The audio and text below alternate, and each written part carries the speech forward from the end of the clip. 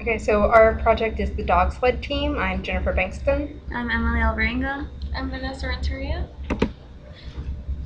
Okay, as you can see, this is our build. So originally it didn't come with a sound sensor, but we wanted to make it a little bit more complicated. And so to your far right, you can see a sound sensor, and we will use that to command it to go and to stop. Here's our flow chart. So at the beginning, the robot is set to wait for the whistle. If it has not heard the whistle, then it's going to continue to wait. And after it's heard it, then we have motors A, B, and C to move forward. And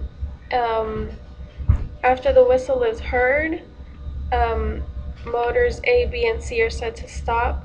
And if the whistle has not been heard yet, then the motors continue to go forward.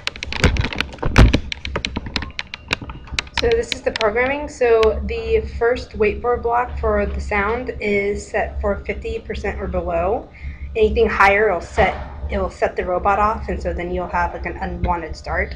And then the loop here is the motors, and it's set with a wait for with the loop for 90% or above, so it'll stop, and then the motors will stop. Here.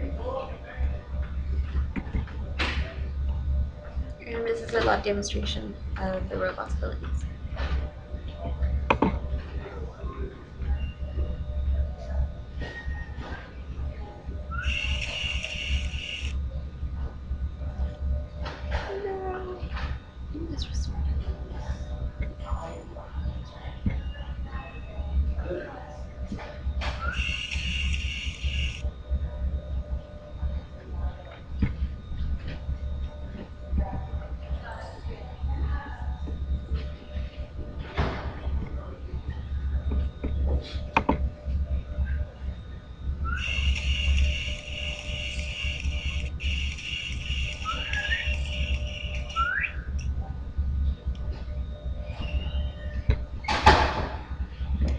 And thank you for your time.